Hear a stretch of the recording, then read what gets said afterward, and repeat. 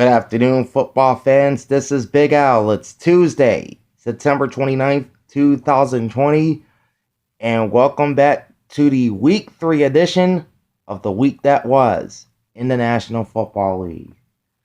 We'll be taking a look at every game in Week 3 of the NFL season, along with statistics, scores, and the upcoming games for each team, and at the end, my Week 4 power rankings, and we have a new number 2 team. Seems like that's a theme this year. Anyway, we have our third different number 2 team in as many weeks. Stick around and find out who that is. In the meantime, let's jump into the week that was in the National Football League, Week 3 of 2020. Starting off with the Thursday night football game, the Miami Dolphins, who are number 25 in my Week 3 power rankings, visiting the Jacksonville Jaguars, who are ranked 29th. Miami won this one pretty handily, 31-13, as the Fish get their first one of the season. They're 1-2.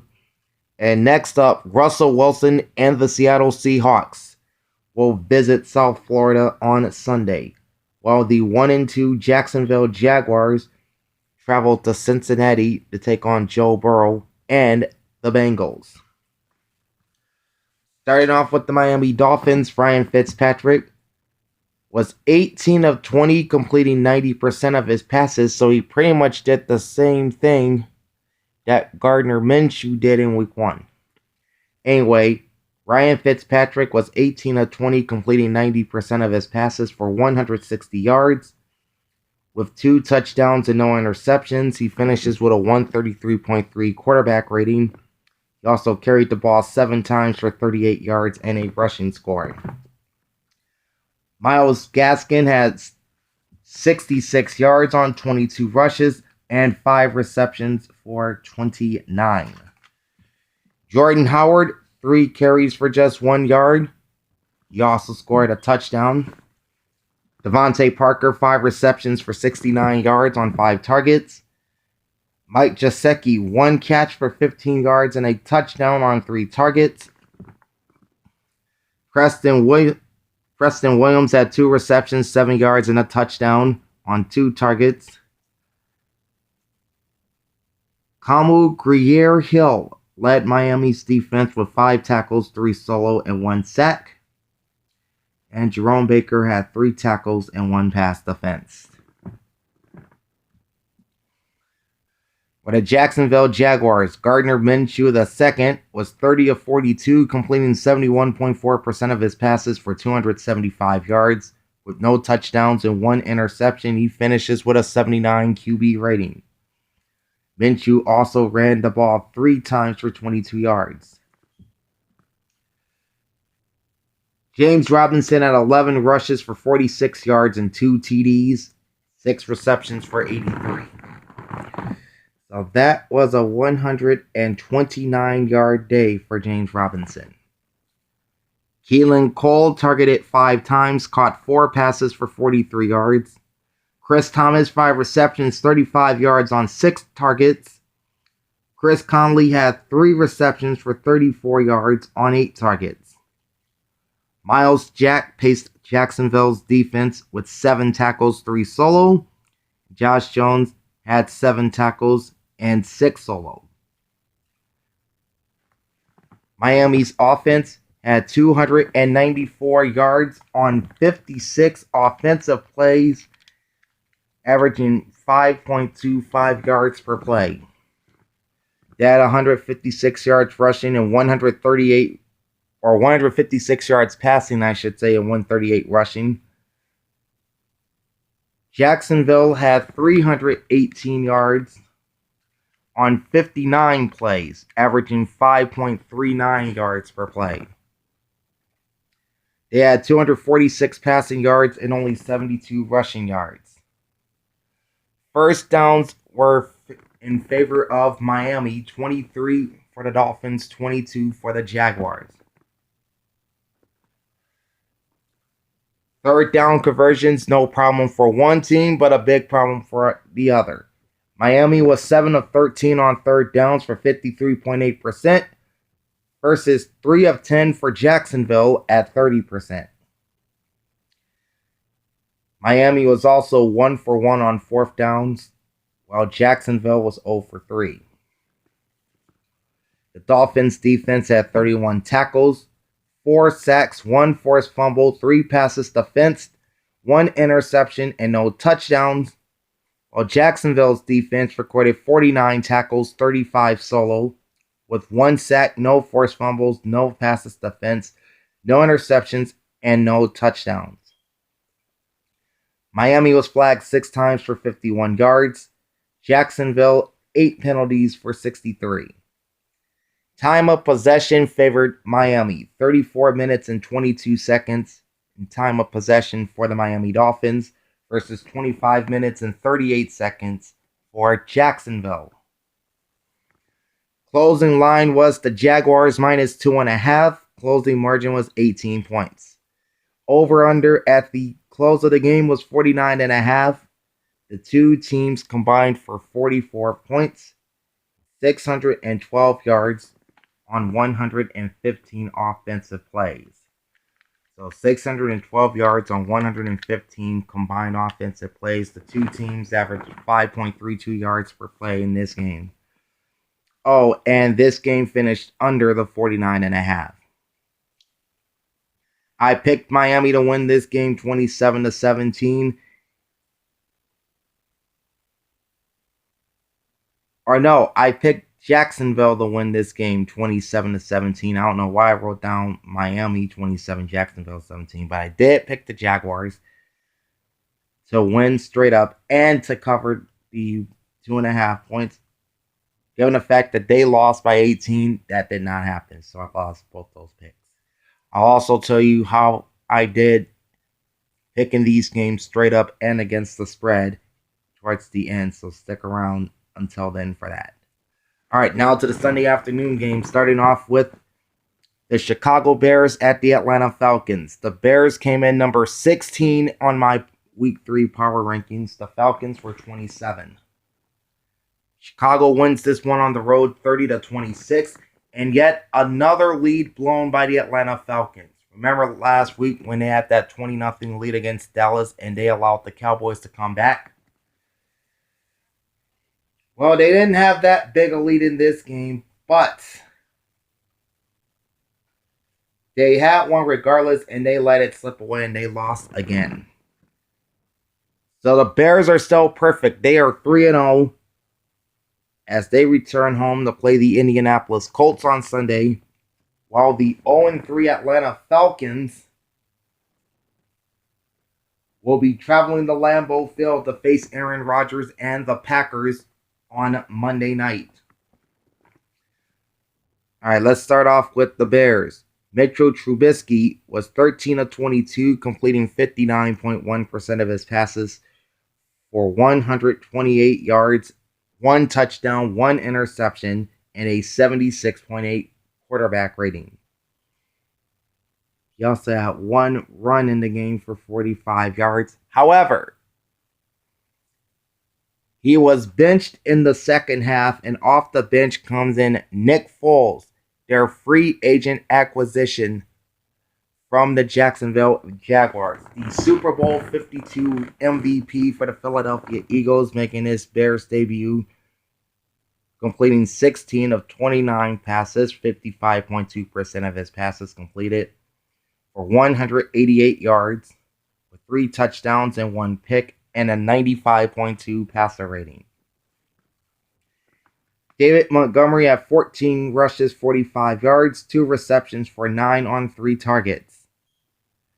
Allen Robinson II, 10 receptions, 123, and a touchdown on 13 targets.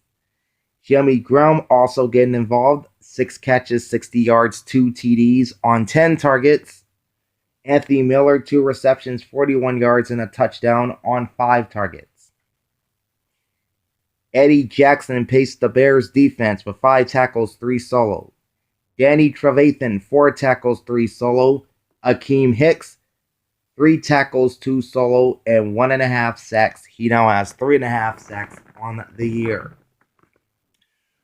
For the Atlanta Falcons, who just cannot seem to get in the win column, Matt Ryan, 19 of 38, completing just half of his passes, 50%, for 238 yards with 1 touchdown and 1 interception. He finishes with a 67.7 quarterback rating. Todd Gurley II, 14 carries, 80 yards, rushing touchdown, 1 reception for 2 yards. Brian Hill, 9 carries, 58 yards, 1 reception on 3 targets for 22 yards. Calvin Ridley goes over the century mark in receiving yards again, finished with 110 yards on 5 catches and 13 targets. Olamide Zaccheaus, 4 receptions, 41 yards. Brandon Powell, 3 receptions, 27. Mykal Walker led Atlanta's defense with 6 tackles, 4 solo, 1 forced fumble. Isaiah Oliver, 6 tackles, 5 solo, 2 passes defense. And Darqueze Dennard, 3 tackles, 2 passes defense, and an interception.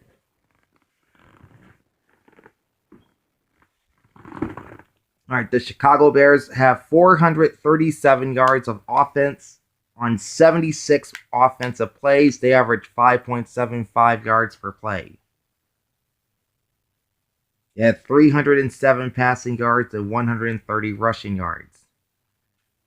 Atlanta finished with 371 yards on 63 offensive plays, averaging 5.89 yards per play. The Bears had 307 passing yards and 130 rushing yards. Atlanta, 227 passing yards and 144 rushing. First downs favored the Bears. They had 24. The Falcons had 22. Third down conversions were a struggle for both teams. Chicago finished 4 of 15 for 26.7%. The Falcons were 4 for 13 for 30.8%. The Bears were 1 for 2 on 4th down conversions, 50%. The Falcons had no 4th down attempts. Chicago's defense had 41 tackles, 22 solo, with 2 sacks, no forced fumbles, 5 passes defensed, 1 interception, and no defensive touchdowns. They were penalized 10 times for 80 yards. The Falcons defense had 42 tackles, 18 solo, with 2 sacks, 2 forced fumbles, 7 passes defensed, 2 interceptions, and no touchdowns. Atlanta was flagged 7 times for 75 yards. Time of possession favored Chicago, 34 minutes, 50 seconds. Time of possession for the Bears, the 25 minutes and 10 seconds for the Atlanta Falcons.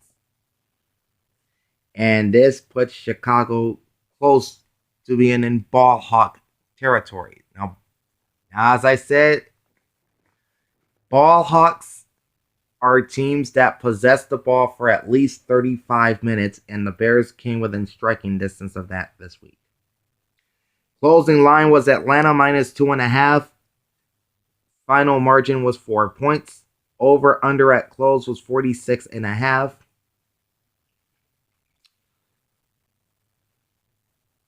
This game wound up finishing over the 46.5 point total as the two teams combined to score 56 points, put up 808 yards of offense, and run 139 plays with a combined average of 5.81 yards per play. I picked the Falcons to win 24-20, and I also picked them to cover the 2.5 points, which they don't, as they fell by 4 points. So picking these games, I'm off to a pretty bad start. Our next game up is the Cincinnati Bengals at the Philadelphia Eagles. Both teams entered with matching 0-2 records. Bengals were number 26 in my Week 3 power rankings. The Eagles were number 22. And this game finishes in a 23-23 tie.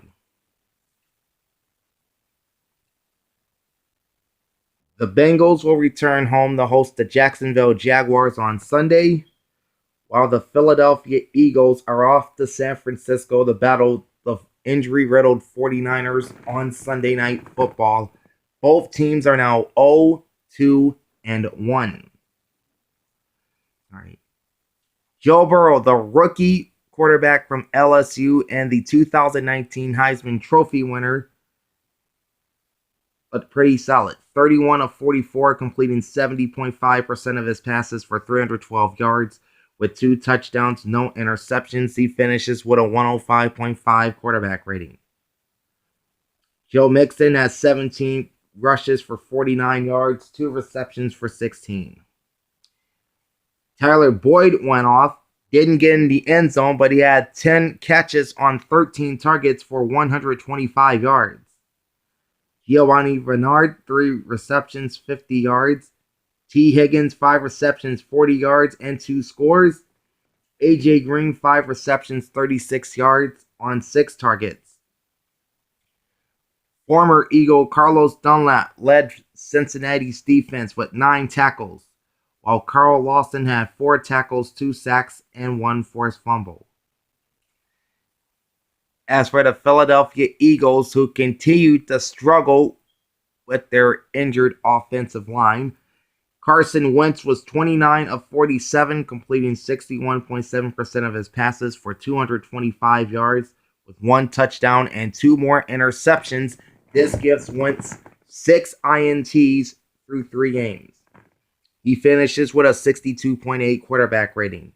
He also carried the ball 9 times for 65 yards.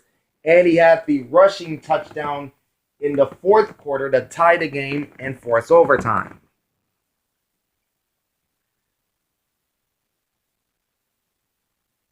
Miles Sanders, 18 carries, 95 yards, 4 receptions for 12. Greg Ward at 8 catches for 72 yards and a touchdown on 11 targets. Zach Ertz, 7 catches, 70 yards on 10 targets. Darius Slay led Philadelphia's defense with 7 tackles and 1 pass defense. Avonte Maddox, 7 tackles, 1 pass and 1 pass defense. Before he left the game with an ankle injury, he did not return. So there's another injury the Eagles have to deal with. Meanwhile, Derek Barnett and Brandon Graham each had 4 tackles and 2 sacks. And then Jalen Mills had 3 tackles, 1 solo, and 1.5 sacks.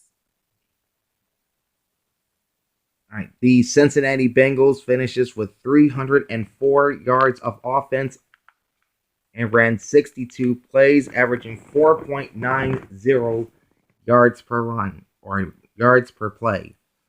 The Philadelphia Eagles, 381 yards on 83 defensive plays, or 83 offensive plays, averaging 4.59 yards per play. So pretty much not a lot of offense in this game.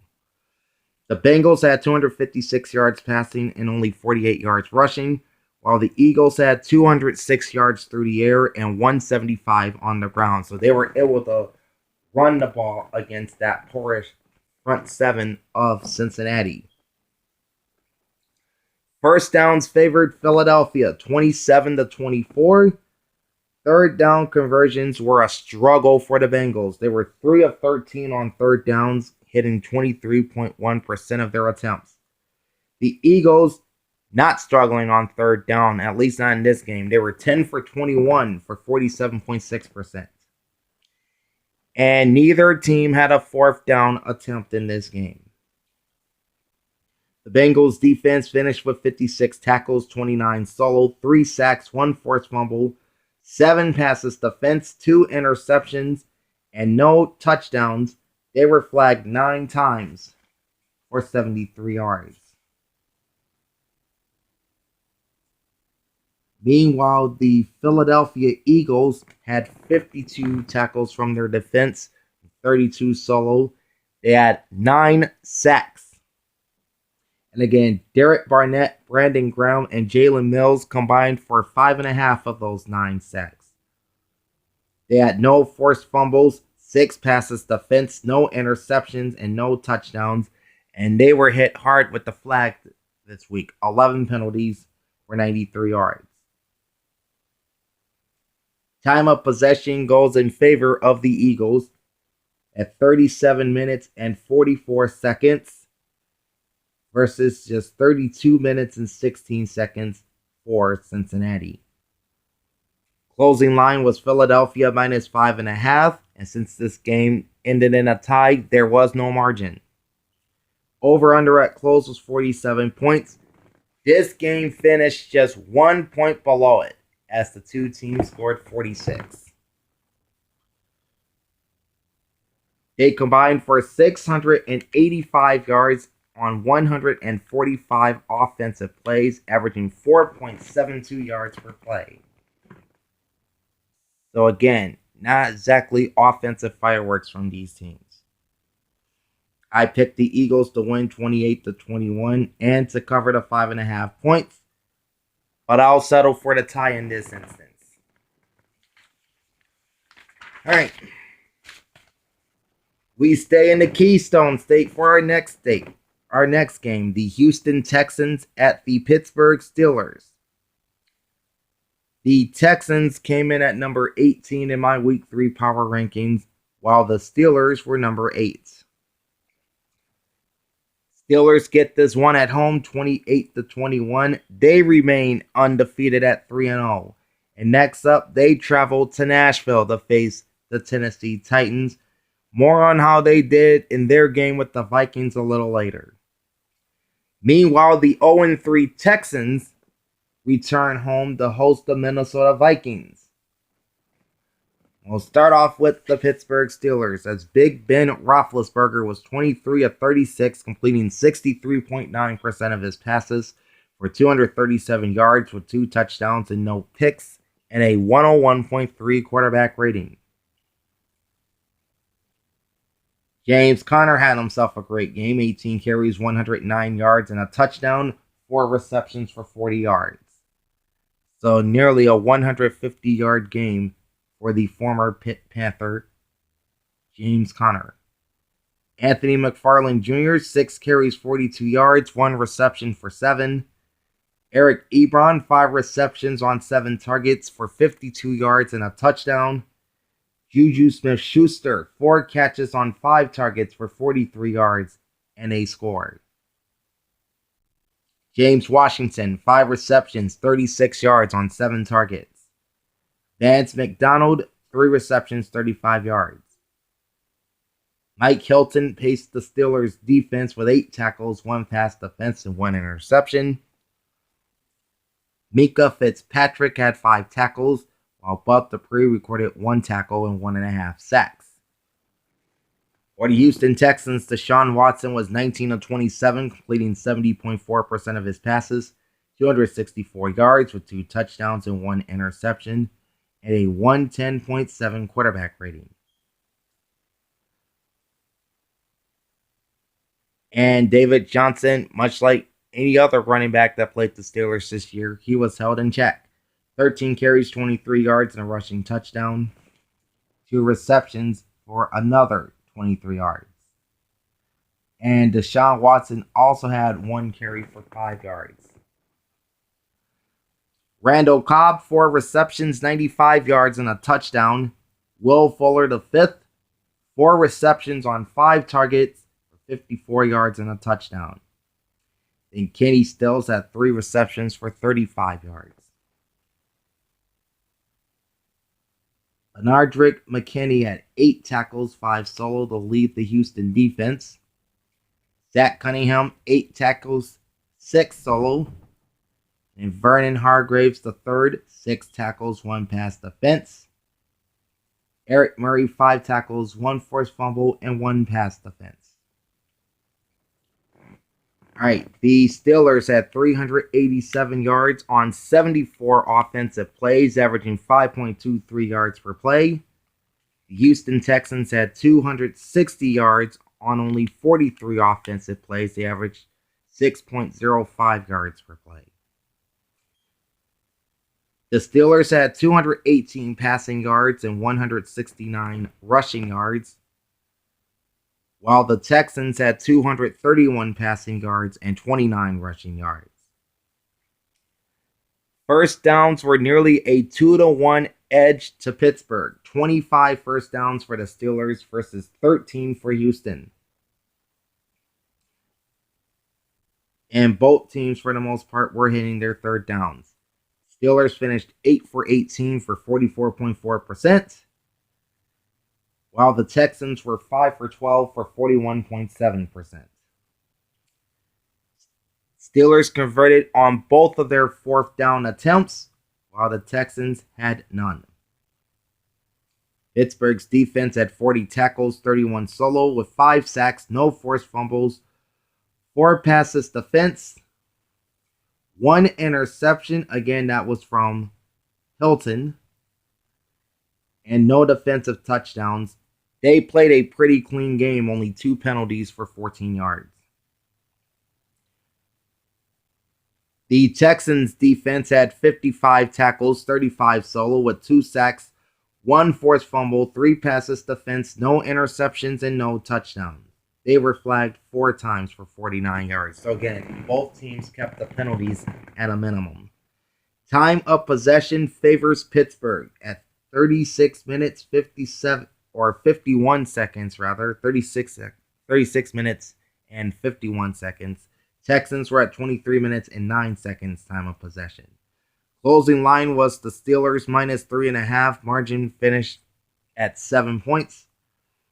Over-under at close was 46.5. The two teams combined for 49 points, so that finished over the 46.5 point total. And combined yardage by both teams was 647 yards on 117 offensive plays, averaging 5.53 yards per play.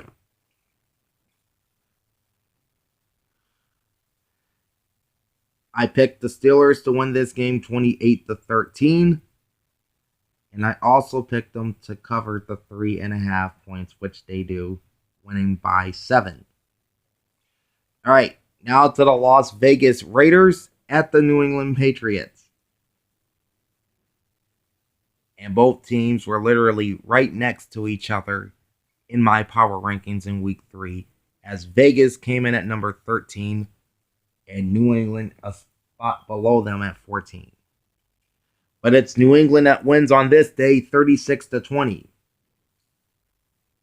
Next Sunday, they travel to Arrowhead to face the defending Super Bowl champion Kansas City Chiefs, while the Las Vegas Raiders return home to Sin City to host Josh Allen and the Buffalo Bills. Both teams are 2-1. Nice. Starting off with the Patriots. Cam Newton was 17 of 28, completing 60.7% of his passes for 162 yards, 1 touchdown and 1 interception, and a 73.8 quarterback rating. Newton also had 9 carries in the game for 27 yards. Sony Michel had a pretty good game, although he didn't find the end zone. He had 117 yards on 9 rushes and 23 yards on 2 catches. So that's 140 yards of offense for Sony Michel. Rex Burkhead, 6 rushes, 49 yards, and 2 rushing touchdowns. And one of them, he had to leap over the Patriots defense for. I watched that live. It was a pretty impressive play. He also has 7 receptions for 49 yards on 10 targets and a receiving touchdown. So nearly 100 yards of offense for Rex Burkhead, but he finds the end zone 3 times. Very impressive. J.J. Taylor, 11 carries, 43 yards. N'Keal Harry, 2 receptions, 34 yards. Damiere Byrd, 3 receptions, 27 yards. And Julian Edelman, 2 catches, 23 yards on 6 targets. J.C. Jackson led the Patriot defense with 6 tackles, 1 pass defense. And Jonathan Jones had 5 tackles, 2 solo, and 2 passes defense. For the Las Vegas Raiders, Derek Carr was 24-32, hitting 75% of his passes for 261 yards with 2 touchdowns and no interceptions, and a solid quarterback rating of 119.4. Also carried the ball twice for 10 yards. Josh Jacobs, 16 carries, 71 yards. Hunter Renfrow, 6 receptions on 9 targets for 84 yards and a touchdown. Foster Moreau, 2 receptions, 25 yards and a TD. Ryan Edwards, 2 receptions for 48. Nelson Aguilar, 2 catches for 32. Nicholas Morrow led Las Vegas' defense with 7 tackles, 5 solo. LaMarcus Joyner at 6 tackles, and Maurice Hurst at 5 tackles, 4 solo. The New England Patriots offense ran up 406 yards on 66 offensive plays. They averaged 6.15 yards per play. 156 yards passing and 250 yards rushing. The Las Vegas Raiders had 375 yards of offense on 54 plays, averaging 6.94 yards per play. They had 249 passing yards and 126 rushing yards. So if you look at the rushing totals for both teams, it's nearly a 2-to-1 clip to the Patriots. First downs also favored the Patriots, 25 to the Raiders 22. Third down conversions was a struggle for both. New England was 3 of 11 for 27.3%, while the Raiders were 3 for 9 for 33.3% and no fourth down attempts. The Patriot defense had 40 tackles, 19 solo, with 2 sacks, 3 forced fumbles, 7 passes defensed. No interceptions and no touchdowns. They were flagged just twice for 33 yards. Las Vegas defense had 54 tackles, 42 solo, 2 sacks, no forced fumbles, 6 passes defense, 1 interception, and no touchdowns. And they were penalized 6 times for 40 yards. Time of possession favored the Patriots. 34 minutes and 39 seconds versus 25 minutes and 21 seconds for the Raiders. Closing line was New England -7. Margin finishing was 16 points. Over/under at close was 47 points. The two teams combined to score 56, so this finished over the total. They combined for 781 yards and 120 offensive plays, averaging 6.51 yards per play. I picked New England to win outright and to cover the points, which they did. All right. This was one of the best games on the Week 3 schedule. And you're about to find out why. It's the Los Angeles Rams at the Buffalo Bills. Both teams coming in with matching 2-0 records. The Rams were number 15 in my Week 3 power rankings, whereas Buffalo was number 9. This was a fun game. The Bills ended up winning on a late touchdown, 35-32. So yes, the Buffalo Bills are undefeated at 3-0.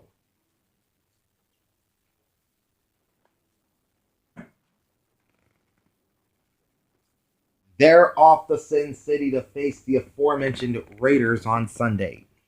While the LA Rams take their first loss of 2020, they fall to 2-1.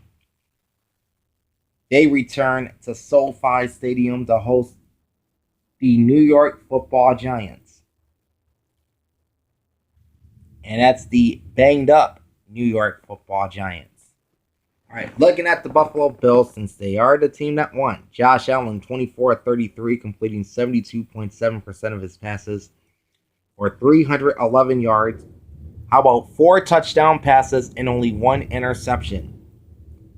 Solid quarterback rating of 128.9. Allen also had 4 carries for 8 yards and scored a touchdown rushing. Devin Singletary, 13 carries, 71 yards, 4 receptions for 50, so he had a 121-yard day. Cole Beasley, 6 catches on 7 targets for an even 100 yards. Gabriel Davis, 4 receptions for 81. Stephon Diggs, 4 receptions, 49 yards, and a TD on 6 targets.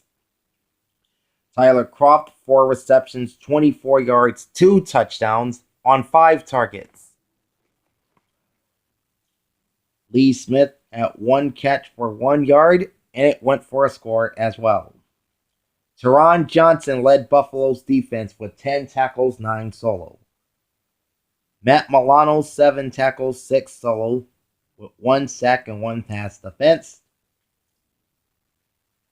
Jordan Poyer, 10 tackles, 6 solo.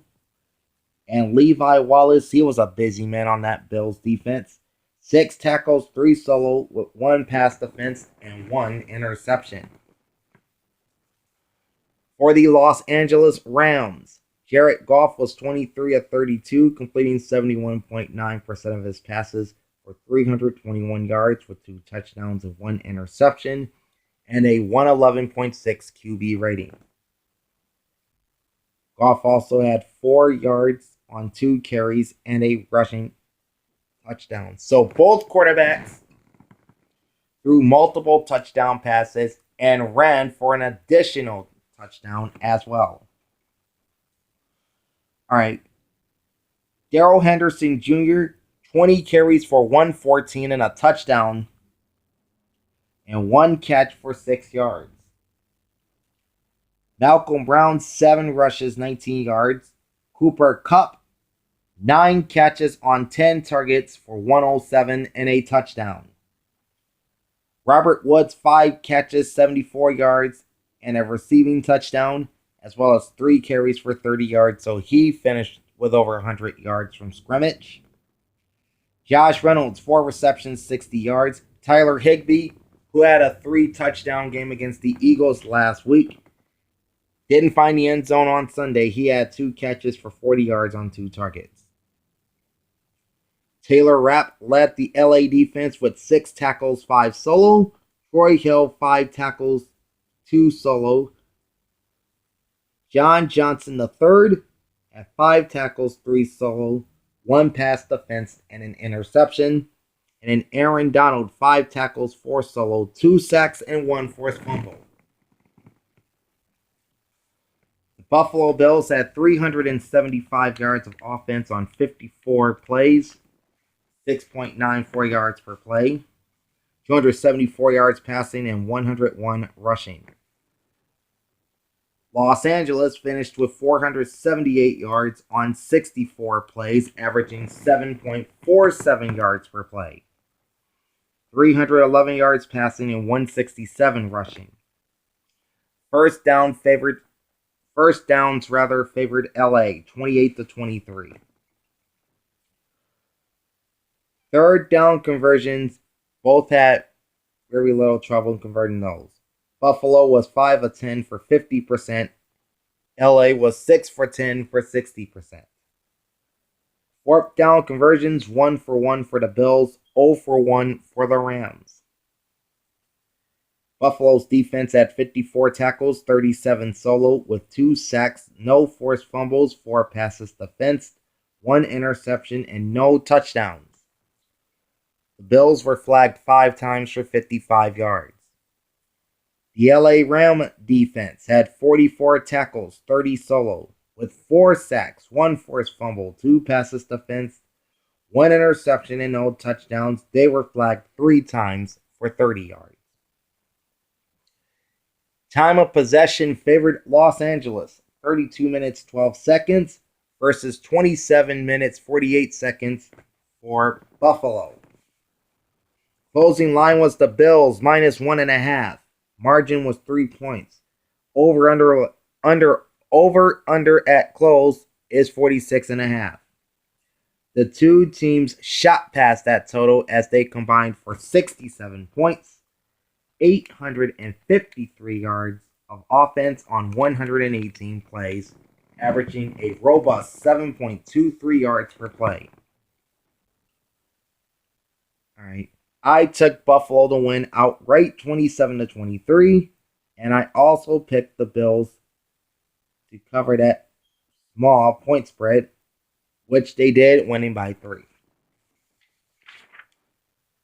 Alright, so that's page 1. Now we're on to page 2. Alright, continuing on with the week that was, week 3 of the NFL. You got the San Francisco 49ers back in the Meadowlands for the second time in as many weeks, taking on the New York Football Jets. Or no, they played the New York Football Jets last week. They were playing New York's other team this week, the New York Football Giants.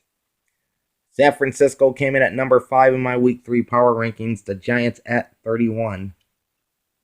And even with all the injuries that they suffered, Garoppolo with that high ankle sprain did not play in this game.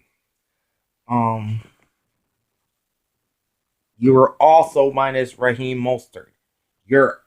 You'll be without Nick Bosa for the rest of the season with a torn ACL tendon. Despite all of these injuries, the 49ers went back to the Meadowlands and laid the smackdown on a team from New York on their home turf, as San Francisco walks out of the Meadowlands for the second time in as many weeks with a blowout win, crushing the Giants 36-9. So after the season opening loss to Arizona, San Fran has won back-to-back games. They are now 2-1. And next up, they will return home to host the Philadelphia Eagles, who are also going through some injury issues of their own. That game will be seen on Sunday Night Football. Meanwhile, the 0-3 Giants are off to LA to face the Rams. All right, Nick Mullins, starting in place of the injured Jimmy Garoppolo, was 25 of 36, completing 69.4% of his passes, 343 yards, 1 touchdown, and no interceptions, and a 108.9 passer rating. Jerick McKinnon, starting at running back for the injured Raheem Mostert. 14 rushes, 38 yards, and a rushing touchdown. He also added 39 yards on 3 catches.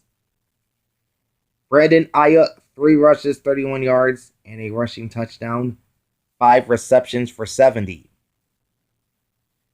Jeff Wilson Jr., 12 carries, 15 yards, and a rushing score. 3 receptions, 54 yards, and a receiving TD on 3 targets.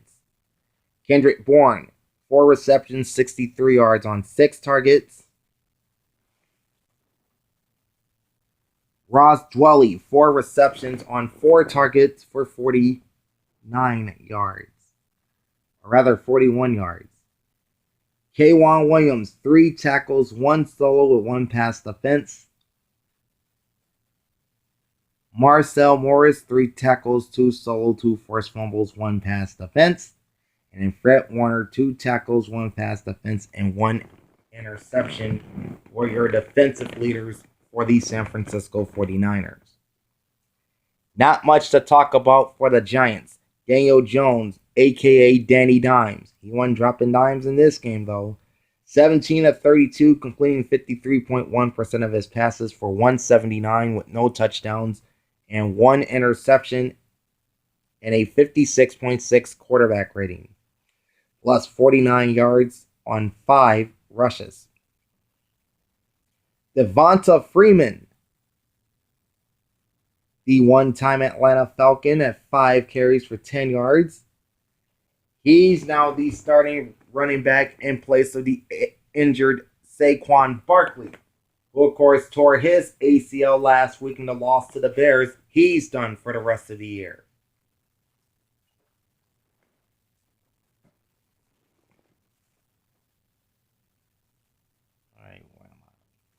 Darius Slayton, 3 catches on 7 targets for 53 yards. Golden Tate, 5 receptions on 7 targets for 36. Julian Love led New York's defense with 10 tackles, 9 solo. And Blake Martinez had 4 tackles and 1 sack. The San Francisco 49ers finished with 420 yards of offense and ran 71 plays, averaging 5.92 yards per play, 327 passing yards, and 96 rushing yards. The New York Giants were held to 231 yards on just 47 offensive plays, averaging 4.91 yards per play, 165 yards passing and 66 rushing. First downs were more than a 2-1 advantage to the 49ers. San Francisco finishes with 29 first downs to the Giants' 13. And the 49ers had no trouble with third down conversions, hitting 8 of 12 for 66.7%. As for the Giants, whole different story. 4 for 10 for 40%. No fourth down attempts for the 49ers. The Giants converted on 1 of 2 for 50% on fourth down. Niners defense had 27 tackles, 5 solo with 2 sacks, 2 forced fumbles, 6 passes defense, 1 interception, and no touchdowns. They were flagged 6 times for 45 yards.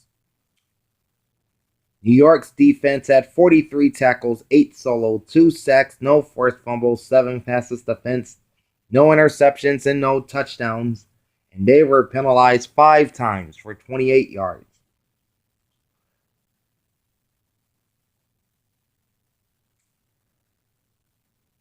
Time of possession is nearly double for the San Francisco 49ers. 39 minutes and 44 seconds. That makes them ball hawks, joining the Philadelphia Eagles with a time of possession over 35 minutes. The Giants only held the ball for 20 minutes and 16 seconds. That's it. Closing line was San Fran -3, although I felt Vegas should have made this spread a lot larger than this. Closing margin was 27 points. Over-under at close was 43.5. The two teams combined to score 45 points. So this game finished just over the 43.5. And honestly, San Francisco could have hit this total by themselves. Just saying. The two teams had 651 yards and 118 offensive plays, averaging 5.52 yards per play. I took San Francisco to win this thing 28-10, and I also picked them to cover that modest 3-point spread. As I said, it should have been larger. It should have been at least 7-8 points. But San Francisco does cover this with ease, winning by 27. Okay, next up is the Tennessee Titans at the Minnesota Vikings. The Titans came in at number 6 in my Week 3 power rankings, while the Vikings sat at number 21. This was a back-and-forth battle, and the run games for both teams were stellar.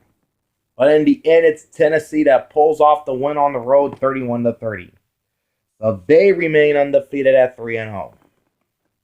And next Sunday, they welcome another undefeated team to Nashville, Big Ben Roethlisberger and the Pittsburgh Steelers. So somebody is about to start 2020 with a 4-0 record. We'll see what that is next week. Meanwhile, the Minnesota Vikings, 0-3 on the season. They'll travel to Houston to face another 0-3 team in the Houston Texans and Deshaun Watson. All right, let's take a look at the Tennessee Titans. Ryan Tannehill was 23 of 37, completing 62.2% of his passes for 321 yards with no touchdowns and 1 interception. Finished with a 78.8 quarterback rating, plus 4 carries for 9 yards. Derrick Henry feasted on this front 7 of the Vikings to the tune of 119 yards on 26 rushes with 2 touchdowns on the ground, plus 2 receptions for 11 yards. So he got involved in the passing game as well. Khalif Raymond, speaking of getting involved, he had 3 receptions for 118 yards. Corey Davis, 5 receptions on 6 targets for 69 yards. Jonnu Smith, 5 receptions, 61 yards on 8 targets. And Adam Humphries had 4 receptions for 41 yards on 7 targets. Jonathan Joseph led Tennessee's defense with 7 tackles, 1 forced fumble, 1 pass defense, and an INT. Jayon Brown had 6 tackles, 5 solo with 1 pass defense. For the Minnesota Vikings, Kirk Cousins was 16 of 27, completing 59.3% of his passes for 251 yards. Much better numbers than last week against Indianapolis when he was 11 of 26 for 113 and 3 interceptions. He threw 3 touchdown passes in this game, but he threw 2 more picks, bringing his total to 6. He's tied with Carson Wentz for the most interceptions thrown in the NFL. Cousins also ran the ball twice for 14 yards. And you thought Derrick Henry's numbers were impressive for the Titans? Take a listen to Dalvin Cook. 22 rushes for 181 and 2 touchdowns, or rather 1 rushing touchdown, plus 2 receptions for 18 yards. So a near 200-yard game from scrimmage for the former Florida State Seminole, Dalvin Cook.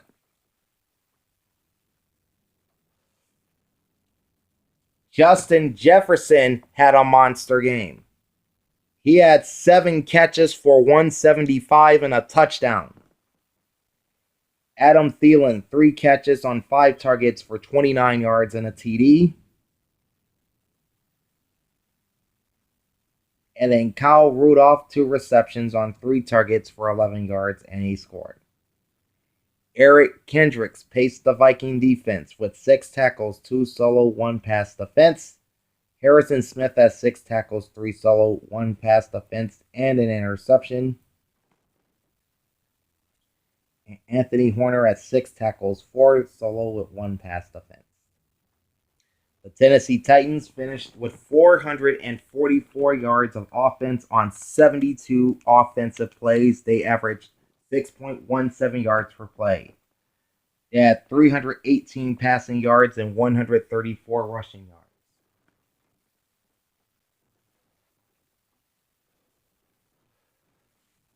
The Minnesota Vikings held to 175 yards last week in Indianapolis, put up 464 this week on 60 plays, averaging 7.73 yards per play. They had 238 yards passing and 226 rushing, so the pass and run were pretty much distributed evenly by the Vikings. First downs were a slight edge to Tennessee. They had 23 versus Minnesota's 22. Third down conversions were a struggle for both teams, especially the Titans. They were 3 for 13 at 23.1%. Minnesota was 4 for 10 at 40%. Fourth down conversions, Tennessee was 1 for 1. Minnesota 0 for 1. The Titans defense had 44 tackles, 30 solo with 2 sacks, 1 forced fumble, 8 passes defense. 2 of those coming from Malcolm Butler. They had 3 interceptions and no touchdowns, and the Titans were flagged just 4 times for 45 yards. Minnesota's defense had 44 tackles, or rather 49 tackles, 35 solo with 1 sack, 1 forced fumble. That was from Yannick Ngakoue. They also had 5 passes defense, 1 interception, and no touchdowns.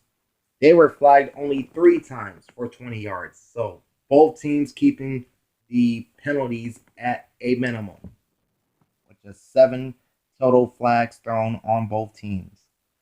Time of possession favors Tennessee at 31 minutes, 32 seconds versus 28 minutes, 28 seconds for the Vikings. Closing line was Tennessee -3. Margin was 1 point. Over under at close was 49.5. The two teams combined for 61 points. So this game finished over the total.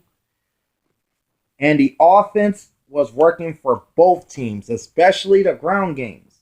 908 yards of offense on 132 plays, averaging a robust 6.88 yards per play. That's pretty good.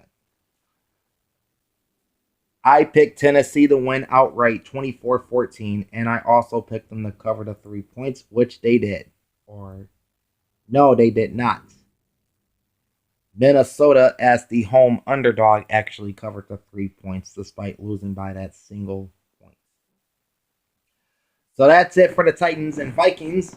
We now move on to the final early game on the Sunday afternoon board. The Washington football team, or as I like to call them, the Washington No-Names, who came in at number 30 on my Week 3 power rankings. They visited the shores of Lake Erie to face Baker Mayfield and the Cleveland Browns, ranked number 17.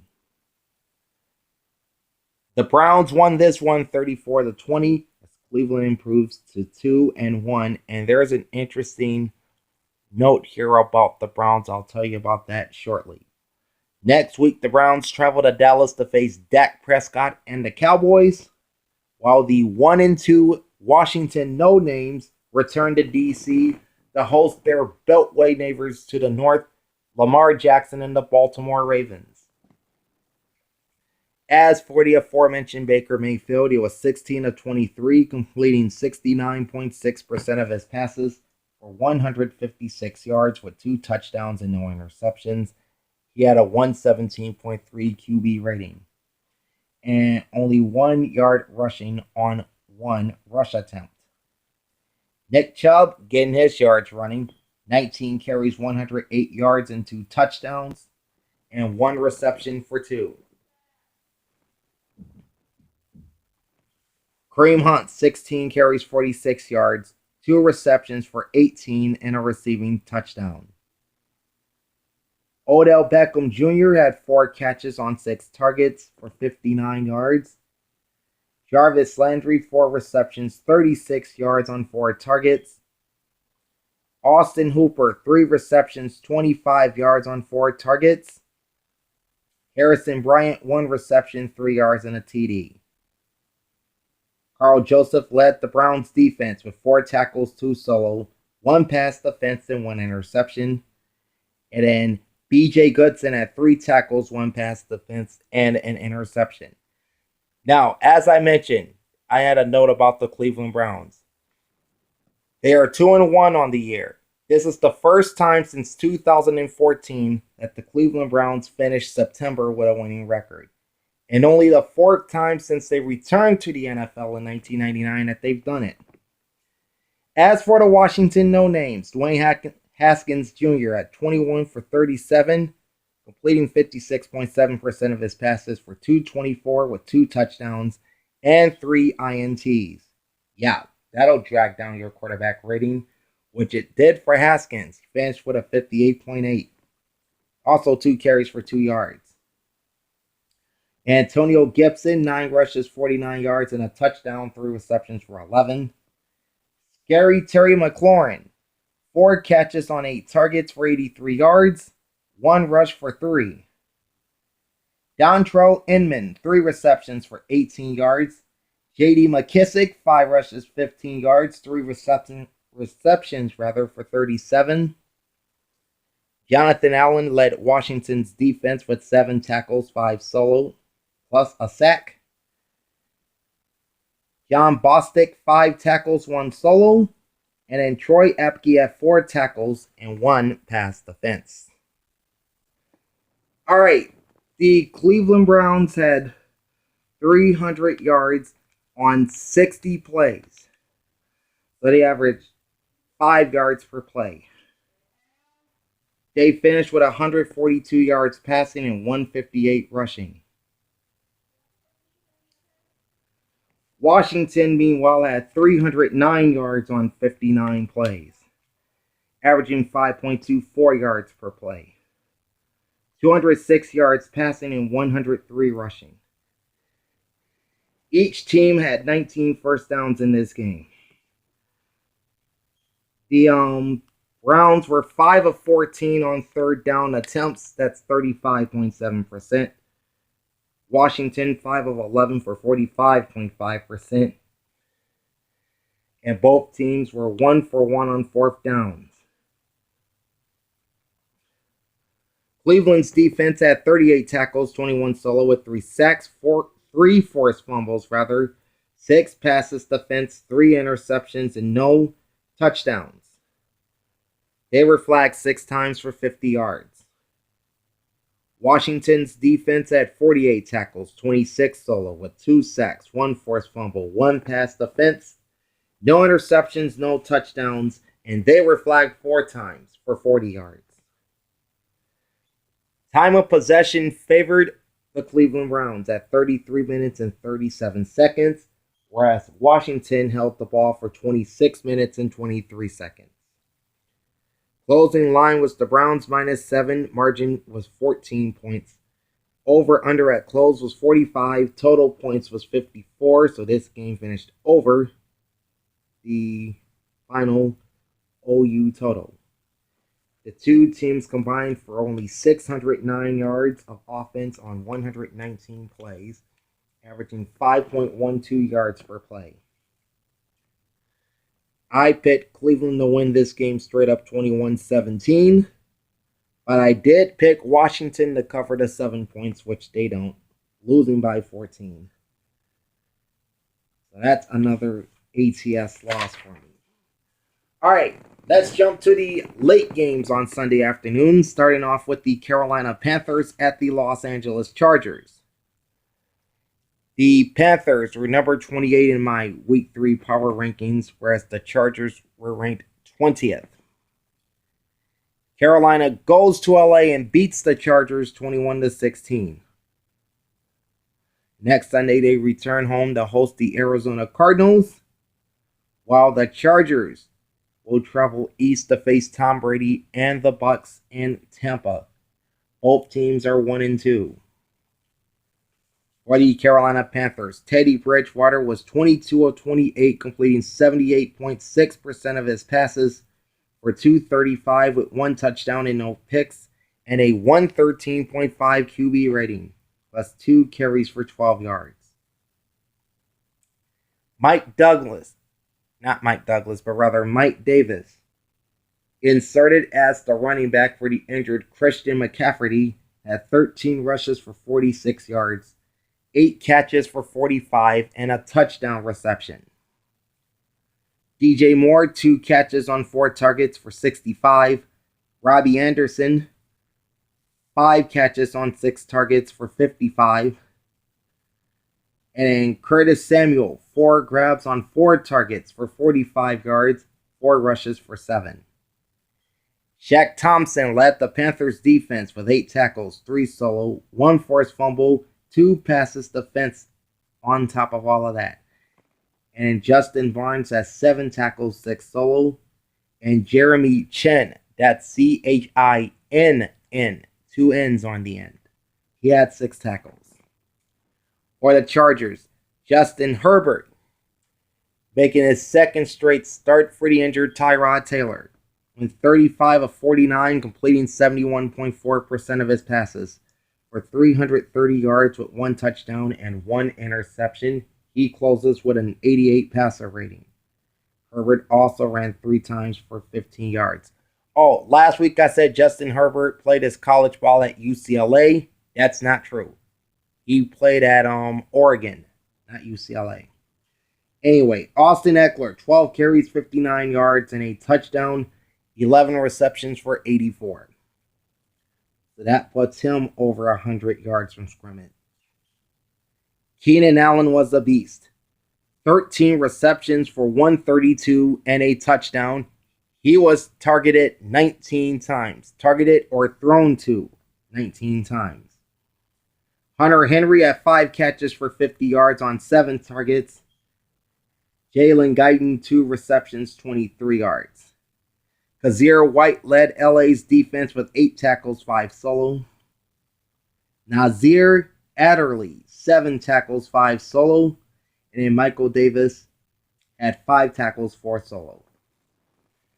Carolina Panthers offense mustered 302 yards on 49 plays, averaging just 6.16 yards per play, with 221 yards passing and 81 rushing.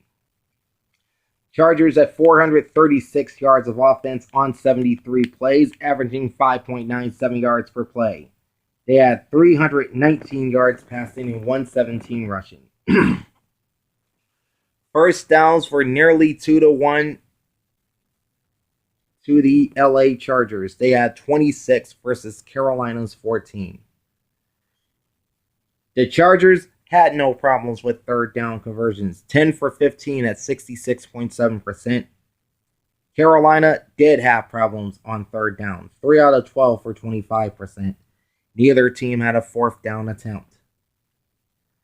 Carolina's defense had 49 tackles, 17 solo, with 2 sacks, 2 forced fumbles, 7 passes defense, 1 interception, and no touchdowns. They had 3 penalties for 30 yards. The Chargers defense had 41 tackles, 20 solo, with 2 sacks, no forced fumbles, 1 pass defense, no interceptions, and no touchdowns. And they were penalized 8 times for 60.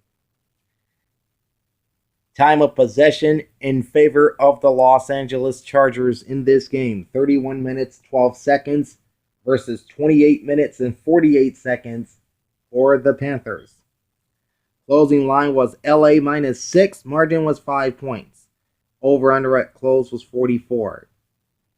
The two teams combined to score 37 points, so this game finished under the total. They also combined for 738 yards on 122 offensive plays, averaging 6.05 yards per play. I picked the Chargers to win outright and to cover, and I lost both of those picks. Next up is the New York Football Jets, number 32 in my Week 3 power rankings, visiting the Indianapolis Colts, number 19 in my Week 3 power rankings. And Indianapolis obliterated the Jets, winning 36-7. The Colts, with the win, moved the 2 up and 1 down. They will travel up I-65 to Soldier Field to face Nick Foles, presumably, and the Chicago Bears on Sunday. While the Jets have very little time to recover from this one, as they're right back to work at the Meadowlands on Thursday night against the Denver Broncos. Jets are 0-3. Right. Phillip Rivers really didn't throw the ball around all that much. Didn't have to. He was 17 of 21, completing 81% of his passes for 217 yards with a touchdown and no picks, and a 125.6 quarterback rating. Jacoby Brissett was brought in garbage time and went 2 for 4, completing 50% of his passes for 17 yards with no touchdowns, no interceptions, and a 61.5 quarterback rating. Jonathan Taylor, the rookie running back from Wisconsin, had 13 carries, 59 yards, and a touchdown. 1 reception for 3 yards. Of course, he's getting the bulk of the touches in the backfield. As you all well know, Marlon Mack is out for the season. Jordan Wilkins had 9 carries, 39 yards, 1 reception for 6. Nyheim Hines, 7 rushes, 21 yards, 4 receptions for 40. T.Y. Hilton, 3 catches on 3 targets for 52. Mo Alie-Cox, 3 receptions, 50 yards, and a touchdown.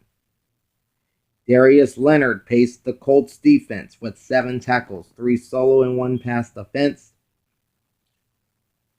Khari Willis, 6 tackles, 4 solo. And DeForest Buckner had 4 tackles and 2 solo. As for the New York Jets, not much to say here. Sam Darnold, 17 of 29, completing 58.6% of his passes for 168 yards with 1 touchdown and 3 interceptions. He finishes with a 47 quarterback rating, plus 5 carries for 20 yards. Frank Gore, one-time Indianapolis Colt, ran for 57 yards on 15 rushes, plus added a catch for 5 yards. Braxton Berrios, 4 receptions, 64 yards, and a touchdown on 4 targets. Kalen Ballage, the former Arizona State Sun Devil, had 2 carries for 8 yards, 5 catches on 5 targets for 44. And Lawrence Cager had 2 receptions for 35 yards for the Jets. Les Austin paced New York's defense with 6 tackles. Bradley McDougald, 5 tackles. And Avery Williamson also had 5 tackles, 1 solo. The Indianapolis Colts offense had 353 yards on 56 plays, averaging 6.30 yards per play, 234 yards passing, and 119 yards rushing. The Jets were held to 260 yards on 58 offensive plays, averaging 4.48 yards per play, 151 yards passing, and 109 rushing. First downs favored the Colts 21-15. Third downs were struggles for both teams. The Colts were 3 for 10 for 30%. The Jets were 3 for 12 for 25%. Fourth down conversions 1 for 1 for Indianapolis and 0 for 1 for the Jets.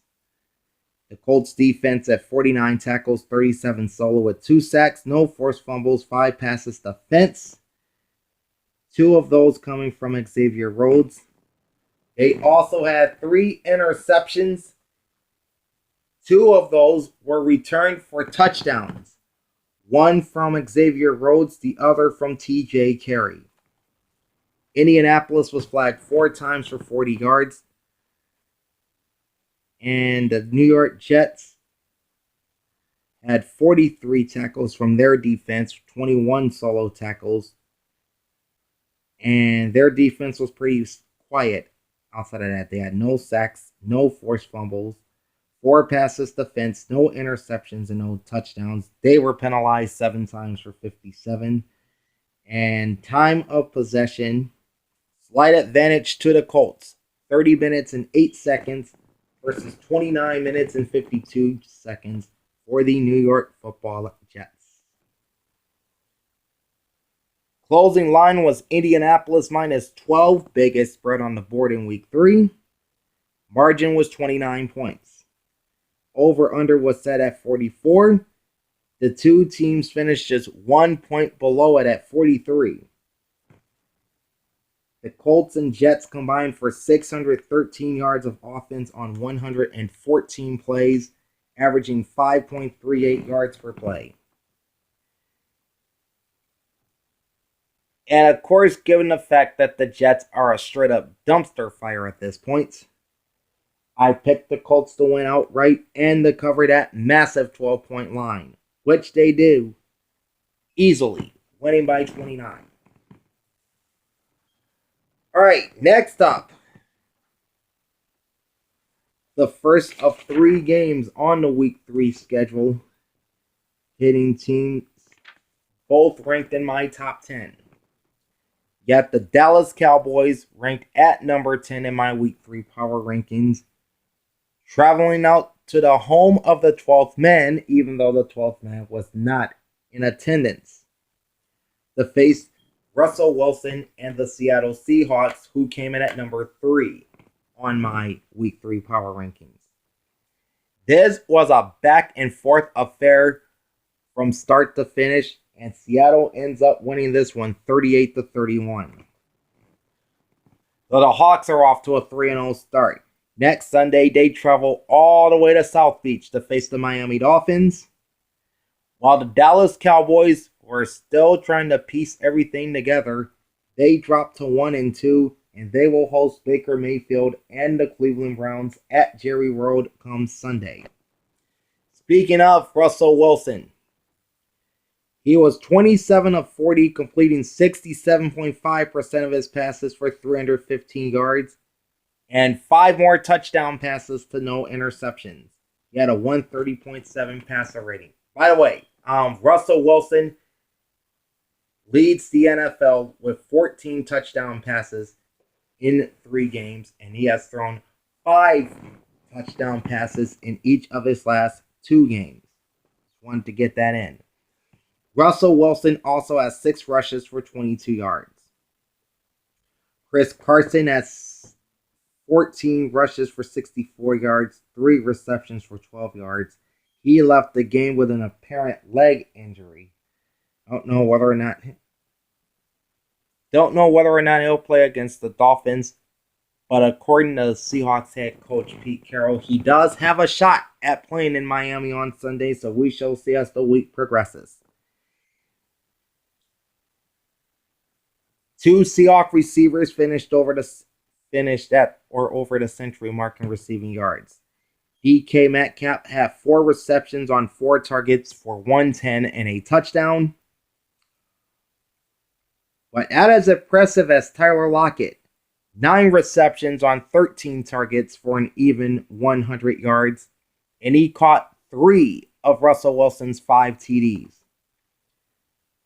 Greg Olsen, 5 receptions for 61 on 6 targets. Jacob Hollister, 1 reception, 1 yard, and a touchdown.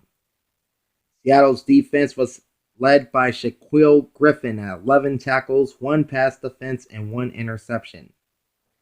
KJ Wright at 7 tackles for a solo. Hugo Amadi, 6 tackles, 5 solo, and 2 passes defense. For the Dallas Cowboys, Dak Prescott pretty much threw the ball all over CenturyLink Field on Sunday. He went 37 of 57, completing 64.9% of his passes for 472 yards, with 3 touchdowns and 2 interceptions. He had a 93.6 quarterback rating, plus an additional 26 rush yards on 6 attempts. Ezekiel Elliott was held in check by Seattle's front 7, held to 34 yards on 14 rushes and a touchdown, and 24 yards on 6 receptions. Not held in check were the Cowboys receivers. Michael Gallup has 6 receptions on 9 targets for 138 and a touchdown. Cedric Wilson had 5 catches on 7 targets for 107 and 2 touchdowns. Amari Cooper came close to having a 100-yard receiving day. He had 86 yards on 9 catches and 12 targets. Rookie wideout CeeDee Lamb had 5 receptions for 65 yards. Trevon Diggs led Dallas's defense with 9 tackles, 1 forced fumble, 1 pass defense, while both Joe Thomas and Jalen Smith each recorded 4 tackles. The Seattle Seahawks offense racked up 412 yards on 66 plays, averaging 6.24 yards per play. The Dallas Cowboys offense put up 522 yards and ran 79 plays, averaging 6.61 yards per. The Seahawks had 295 passing yards and 117 rushing yards. The Cowboys 461 passing yards and only 61 rushing yards. So again, Seattle's front 7 holding Zeke and that ground attack of the Cowboys in check. First downs, however, do favor Dallas 27-23. Third down conversions, 5 of 13 for the Seahawks, 38.5%. 7 of 15 for the Cowboys at 46.7%. And both teams were perfect on their 4th down attempts. 1 for 1 for the Seattle Seahawks. 2 for 2 for the Dallas Cowboys. Almost said 4 for 4, but either way. Seattle's defense had 53 tackles, 37 solo, 2 sacks, 1 forced fumble, 9 passes defensed, 2 interceptions, no touchdowns. They were penalized 5 times for 30 yards. The Cowboys had 42 tackles, 22 solo, 4 sacks, 3 of those coming from Aldon Smith, who's really making a push for NFL Comeback Player of the Year for 2020. They also had 1 forced fumble, 3 passes defense, no interceptions, and no defensive touchdowns. They were hit hard with the flags though, 10 penalties for 59. Time of possession favored Seattle, 32 minutes, 34 seconds versus 27 minutes and 26 seconds for Dallas. Closing line was Seattle -5. Margin was 7 points. Over under at close was the highest on the week 3 board at 57.5. The two teams combined to score 69 points, so obviously this game finished over that total. And this was the highest scoring game and the highest offensive output in terms of yards by both teams. 69 points and 934 yards and 145 combined offensive plays. So the two teams averaged a robust 6.44 yards per play in this game. Now, this is the definition of offensive fireworks. I picked Seattle to win outright 31-28, but I did pick the underdog Cowboys to cover the 5 points, which they failed to do, losing by 7. Yeah, my against the spread picks continue to struggle. And I will tell you how I've done in just a moment. Alright, next game up, the Detroit Lions at the Arizona Cardinals. The Lions come in at number 24 on my week 3 power rankings, whereas the Cardinals were number 12.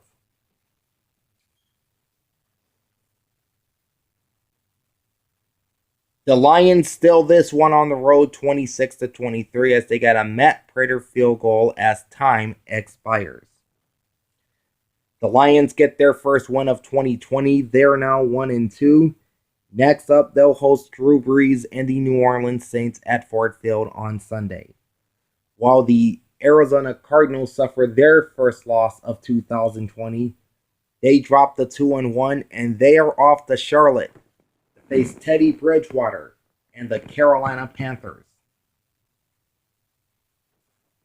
Alright, we'll start off this game with the visiting Lions. Matthew Stafford, 22 of 31, completing 71% of his passes, 270 yards, 2 touchdowns, no interceptions, and a 119 quarterback rating. Adrian Peterson, 22 carries, 75 yards, 1 reception for 10. Kerryon Johnson, 3 carries, 16 yards, 1 reception for 14. Kenny Golladay, making his 2020 season debut for the Lions, had 6 receptions on 7 targets for 57 yards and a touchdown. TJ Hawkinson had 4 receptions on 7 targets for 53. Marvin Jones Jr., 3 receptions for 51 yards on 3 targets. Jesse James, 3 receptions, 28 yards and a touchdown. Tracy Walker led the Lions defense with 10 tackles, 8 solo. Rookie Jeff Okudah, 6 tackles, 1 pass defense, and 1 interception. Duron Harmon had 3 tackles, 1 solo, 2 passes defense, and an INT. And Jamie Collins Sr., the one-time New England Patriot, had 1 tackle, 2 passes defense, and 1 interception. For the Arizona Cardinals, Kyler Murray was 23 of 35, completing 65.7% of his passes for 270 yards with 2 touchdowns and 3 interceptions. He closes with a 72.3 quarterback rating. He has 5 rushes for 29 yards and a rushing touchdown. So now this makes 4 rushing touchdowns in 3 games for Kyler Murray. And that ties him for the NFL league in that category.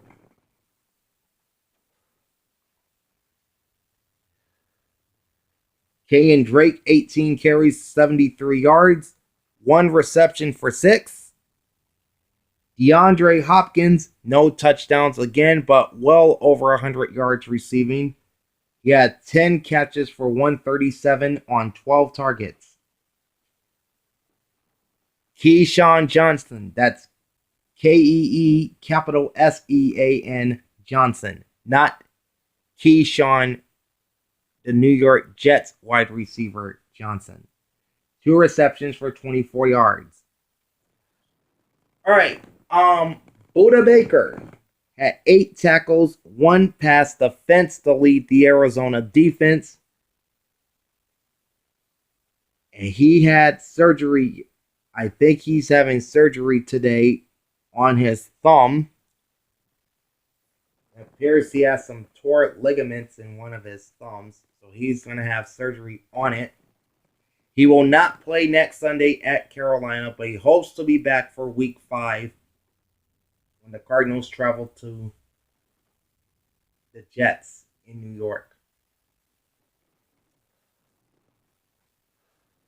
Now the Cardinals are getting real thin at safety.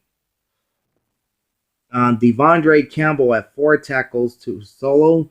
And then veteran corner Dre Kirkpatrick also had 4 tackles, 2 of those of the solo variety. The Lions offense had 322 yards on 58 plays, averaged 5.55 yards per play, 232 yards passing, and 90 yards rushing.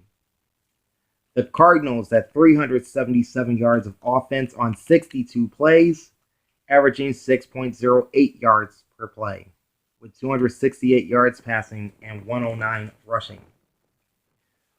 First downs in this game favored Arizona, 28 to the Lions 22. Both teams not all that good on third down in this game. The Lions were 4 for 12 for 33.3%. The Cardinals 4 for 10 for 40%. And both teams were 1 for 1 on fourth down. Detroit's defense at 42 tackles, 20 solo, with 1 sack, no forced fumbles, 6 passes defense, 3 interceptions, and no touchdowns. The Cardinals defense had 50 tackles, 36 solo, with 4 sacks. They now have 11 as a team this year. No forced fumbles, 2 passes defense, no interceptions or touchdowns. And both teams were flagged 7 times. The Lions had 46 yards in penalties. The Cardinals had 48. Time of possession favored the road team. 32 minutes, 50 seconds time of possession for the Lions versus 27 minutes and 10 seconds for the Arizona Cardinals. Closing line was Arizona -5. Margin was 3 points. Over-under was set at 55. The two teams scored just 49 points, so this game finished under the total. They combined for 699 yards on 120 plays, averaging 5.825 yards per game. I picked the Cardinals to win outright 31-24 and to cover the 5 points. They obviously lost both. I obviously lost both those picks. The final Sunday afternoon game on the schedule is the Tampa Bay Buccaneers at the Denver Broncos. Tampa Bay, number 11 in my Week 3 power rankings. Denver, number 23. The Bucs go into Denver and smash the Broncos 28-10. Buccaneers are now 2-1. They return home to host the LA Chargers, while the Denver Broncos drop to 0-3. They will play Thursday in New York against the Jets, who are also 0-3. All right, Tom Brady, who normally struggles in Denver, Really didn't. All right, so Tom Brady. Historically, he struggles in Denver. Not on Sunday, though. He was 25 of 38, completing 65.8% of his passes. 65.8% of his passes for 297 with 3 touchdowns and no picks and a 115.8 quarterback rating. So for the first time as a Buccaneer, Tom Brady played mistake-free football. Ronald Jones II, 13 rushes, 53 yards, 2 receptions for 20 yards on 4 targets. Leonard Fournette was a non-factor.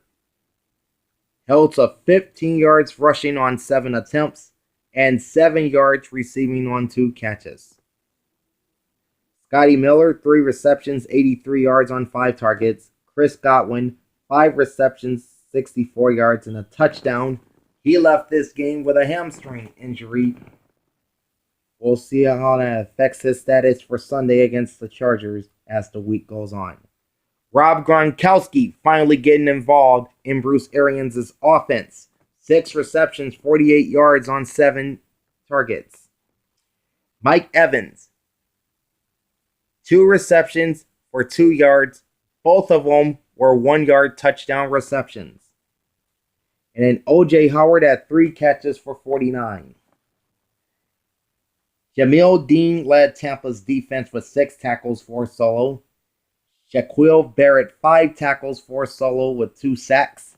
And Antoine Winfield Jr. had 4 tackles, 2 solo, 1 sack, and 1 pass defense.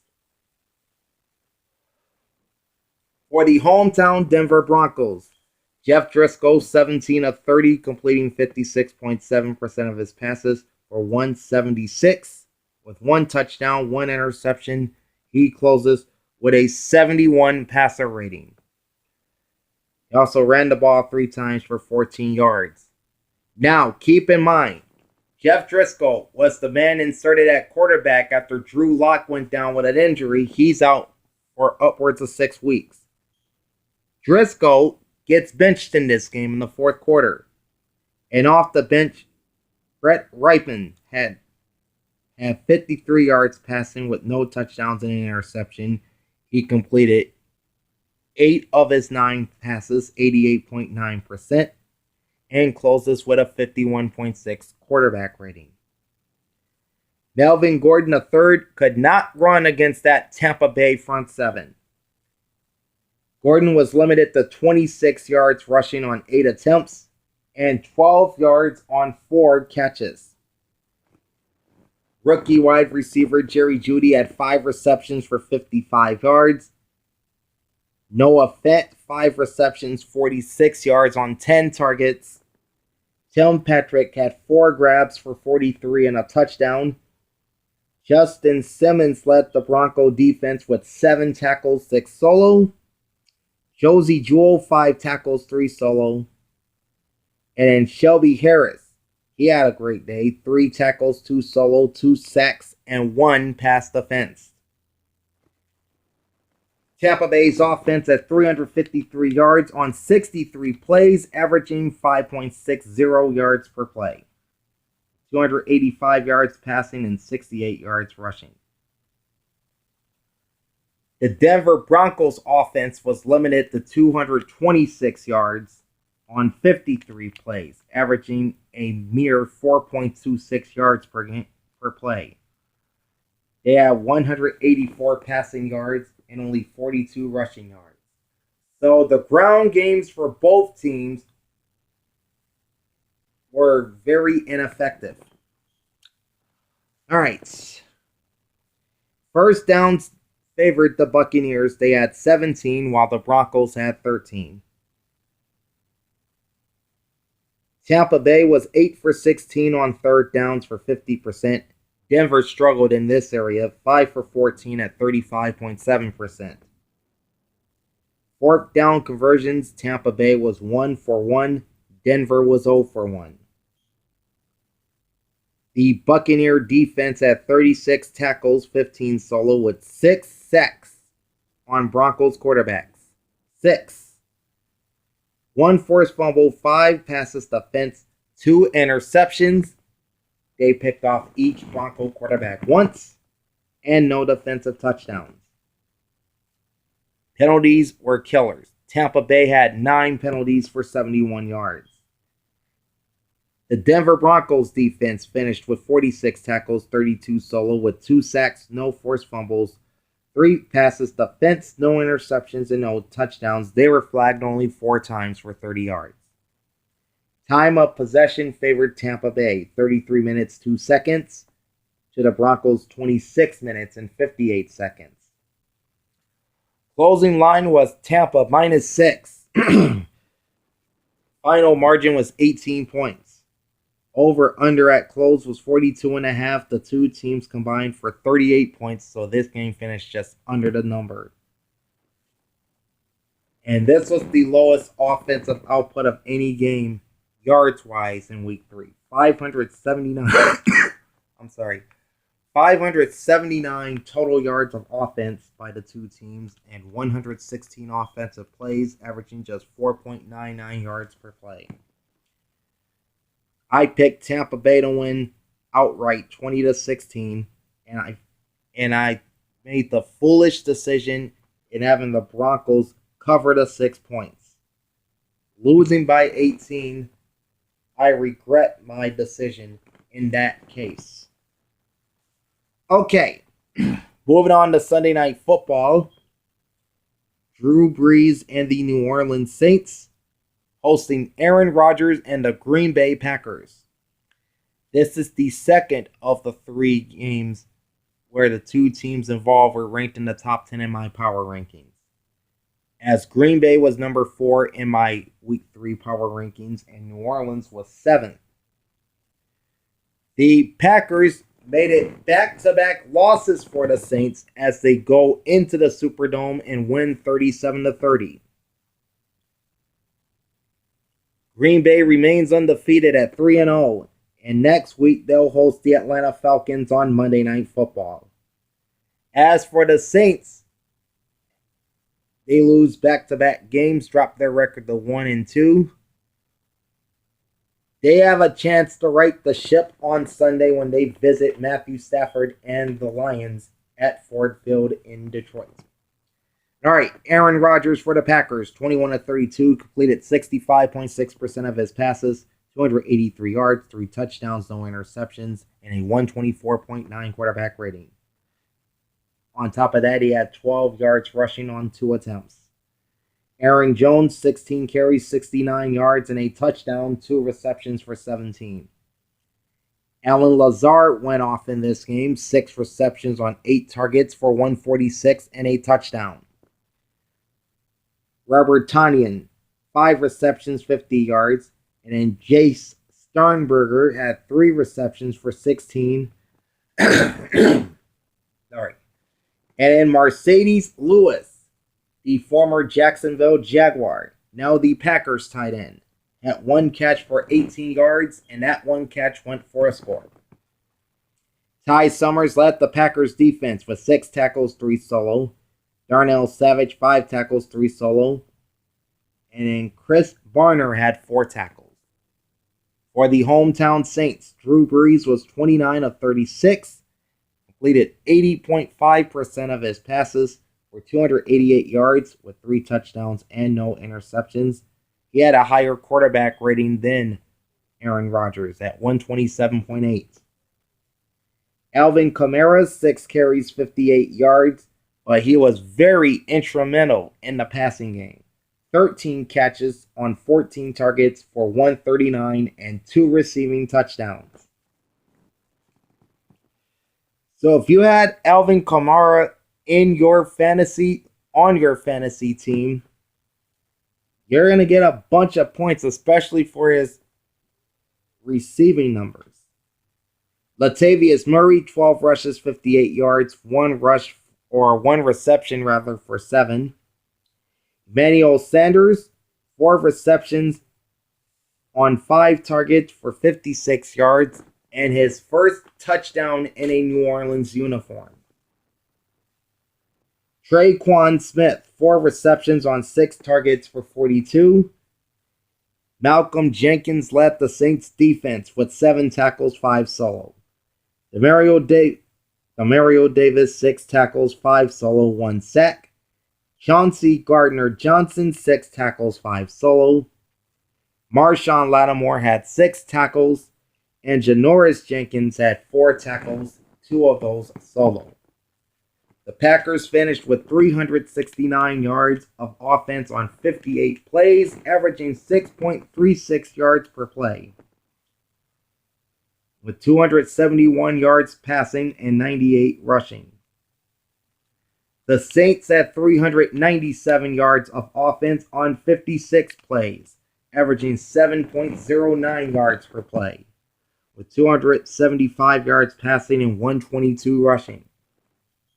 First downs favored Green Bay 24 versus New Orleans' 21. Both teams were 5 of 11 on third down conversions at 45.5%. The Packers 1 for 2 on fourth down, while the Saints were 1 for 1. Green Bay's defense had 43 tackles, 22 solo, with 2 sacks, 3 forced fumbles, 3 passes defense, no interceptions, and no touchdowns. They played a relatively clean game as far as penalties go. They were flagged only twice for 10 yards. New Orleans had 39 tackles from their defense, including 24 solo tackles, with 1 sack, no forced fumbles, 1 pass defense, no interceptions, and no touchdowns. And they were penalized 8 times for 83 yards. Time of possession in this game favors Green Bay at 31 minutes and 40 seconds versus 28 minutes and 20 seconds by the Saints. Closing line is New Orleans -3. Margin was 7. Over-under at close 51.5. The two teams zoomed past that total as they combined for 67 points. The two teams had 766 total yards of offense on 114 plays, averaging 6.72 yards per play. I picked Green Bay to win outright, 31-23, and to cover the 3 points. So I got the straight-up pick right, but the ATS pick was not. And that brings us to our game of the year. At least it was hyped as that, as the schedule was released back in May, I think. But anyway, the game of the year in many circles in the National Football League. A possible AFC Championship game preview in late September. As Patrick Mahomes, the 2018 NFL MVP award winner, and the reigning Super Bowl champion Kansas City Chiefs traveled to Baltimore to face the reigning 2019 NFL MVP Lamar Jackson and the Baltimore Ravens. These were my top 2 teams in my Week 3 power rankings. Kansas City at number 1, Baltimore at 2. The Chiefs go into M&T Bank Stadium and dismantled the Ravens by the count of 34-20. So the champs are still undefeated. They're 3-0. Next Sunday afternoon, they'll host the New England Patriots at Arrowhead Stadium, while the 2-1 Ravens travel down the Beltway to the nation's capital to face the Washington Football Team, aka the Washington No Names. But you get the idea. Anyway, Patrick Mahomes, the 2018 NFL MVP and the Super Bowl 54 MVP from last year, 31 of 42, completed 73.8% of his passes for 385, with 4 touchdowns and no interceptions, and a 133.5 quarterback rating. Also carried the ball 4 times for 26 yards and scored a rushing touchdown. So how about a 5-touchdown game for Patrick Mahomes? Rookie running back Clyde Edwards-Helaire had 20 carries, 64 yards, 5 receptions for 70. Travis Kelce, 6 catches, 87 yards on 7 targets. Mecole Hardman, 4 receptions, 81 yards, and a TD. Tyreek Hill, 5 catches, 77 yards, and a TD on 6 targets, plus 2 rushes for 25. Sammy Watkins, 7 catches on 8 targets for 62 yards. While Anthony Sherman and Eric Fisher each caught a touchdown pass in this game. Juan Thornhill led KC's defense with 5 tackles, 4 solo. Daniel Sorensen had 4 tackles, 3 solo. And Chris Jones had 3 tackles, 1 solo, 2 sacks, and 2 forced fumbles. For the Baltimore Ravens, the reigning NFL MVP, Lamar Jackson, not good throwing the ball last night. 15 of 28, completing 53.6% of his passes for only 97 yards with 1 touchdown and no interceptions. He had a 73.1 passer rating. So he had poor passing numbers, but typical rushing numbers. 9 rushes for 83 yards. Gus Edwards, 4 rushes for 39. Mark Ingram II, 7 rushes for 30 yards. Rookie J.K. Dobbins, 1 rush for 6 yards, 4 receptions for 38. Mark Andrews, 3 receptions, 22 yards on 8 targets. Marquise Hollywood Brown, 2 receptions, 13 yards on 6 targets.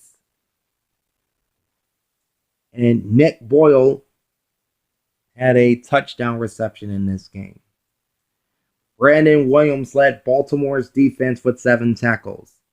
Chuck Clark has 6 tackles, 2 solo with 1 forced fumble. Deshaun Elliott, 4 tackles, 3 solo, and 1 pass defense. And Marlon Humphreys had 3 tackles and 2 passes defense. The Chiefs closed the game with 517 yards of offense on 73 offensive plays, averaging a robust 7.08 yards per play. They had 385 passing yards and 132 rushing yards. The Baltimore Ravens did not have a good night on the offensive side of the ball. Only 228 yards on 50 plays, averaging 4.56 yards per play. With 70 passing yards, but the ground game was effective, 158 yards rushing. First downs, big advantage to Kansas City, 29-16. Third down conversions, the Chiefs were nearly flawless, 10 for 13 at 76.9%. However, they were 0 for 2 on 4th down.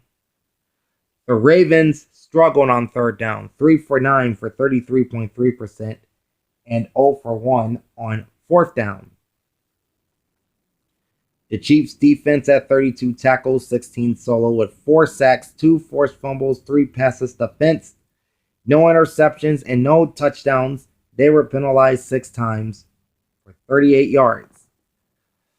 The Ravens' defense had 47 tackles, 21 solo, with no sacks, 1 forced fumble, 4 passes defense, no interceptions, and no touchdowns. They were also penalized six times for 45 yards. Time of possession in this game favored Kansas City at 33 minutes 56 seconds versus 26 minutes and 4 seconds for Baltimore. Closing line was the host Ravens at -3. Margin was 14 points. Over under at close was 54.5.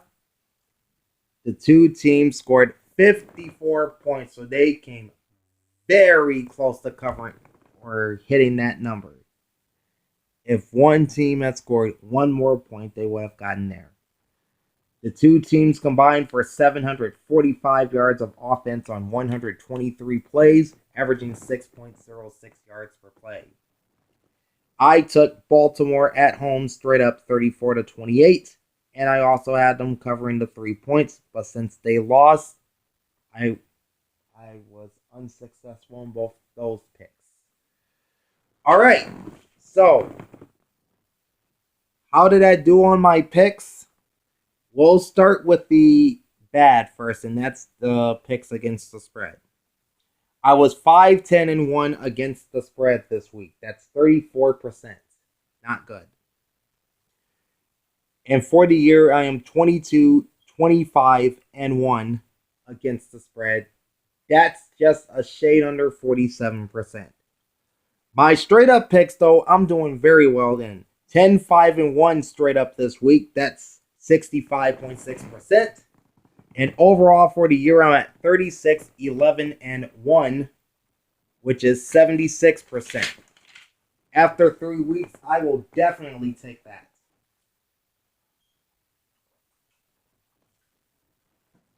All right, before we wrap things up, let's take a look at my newest Week 4 NFL Power Rankings, and no change at the very top, and no change on the bottom either, for that matter. And that's where we begin with the New York Football Jets at 0-3 and number 32. The New York Football Giants at number 31, also 0-3. The Washington No Names at 1-2 and number 30. The Jacksonville Jaguars at number 29 and a 1-2 record. Those 4 teams occupy the bottom 4 spots in the power rankings. The Atlanta Falcons slip a spot down to number 28. They're 0-3. The Denver Broncos, one of 5 teams that has the biggest drop in this week's ranking, fall 4 spots to 27. They are 0-3. The Cincinnati Bengals hold steady at 26. They are 0-1, as is the team they played, the Philadelphia Eagles. They're 0-1. However, the Eagles fell 3 more spots down to 25. So now they're in the bottom quadrant of these power rankings. The Miami Dolphins, who looked very impressive against Jacksonville last Thursday night. Or wait, that's not it. That's not it. Actually, the Minnesota Vikings are my number 24 team. They fall 3 spots. They're 0-3. The Carolina Panthers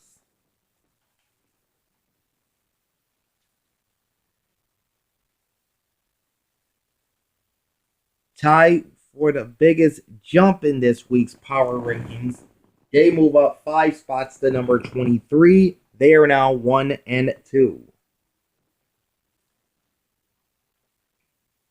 The Houston Texans, another one of the Houston Texans, drop 4 spots to number 18, and the 4-point drop is the biggest this week.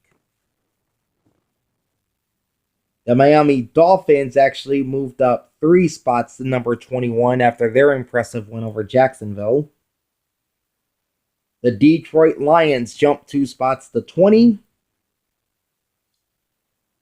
while the 2 LA teams are right next to each other. The Chargers, despite losing to Carolina, they inched up a spot to 19, while last week's number 19, the LA Rams, move up a spot to 18. All right. The Las Vegas Raiders saw a 4-point drop to 17. They are 2-1. By the way, the Chargers are 1-2. The Rams are 2-1. The Lions are 1-2. And so are the Dolphins. Got to mention those. The Indianapolis Colts, fresh off of their blowout win over the Jets, they move up 3 spots to number 16. They sit with a 2-1 record.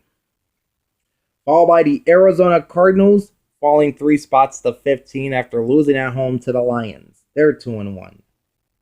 The Cleveland Browns, also 2-1. They're up 3 spots to number 17. Falling out the top 10 are the Dallas Cowboys, down to 13. Following Sunday's loss in Seattle, they're 1-2.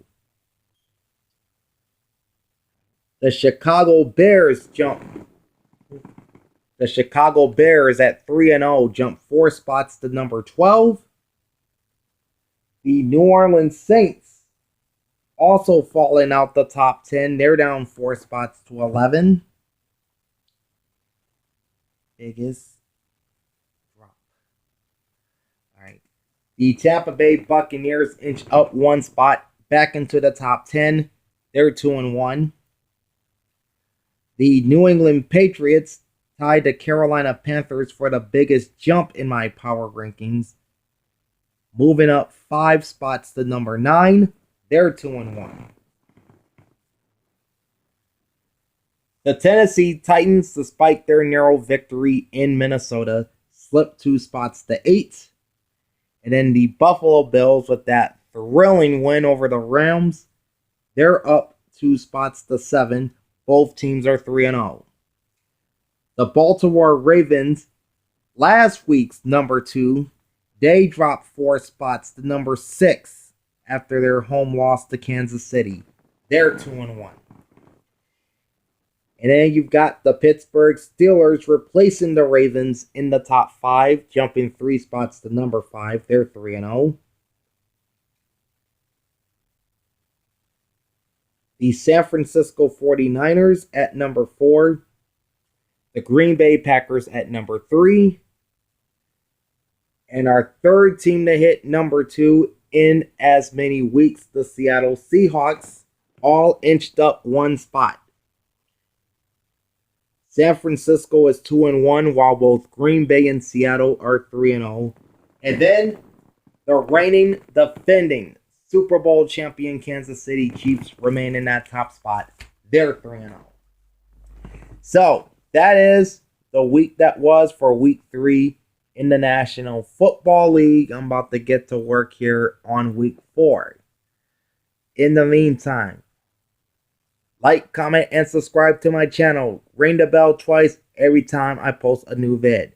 This is Big Al signing off. Hope you enjoyed the pigskin, and I will talk to you again tomorrow for the week 4 preview. Peace out.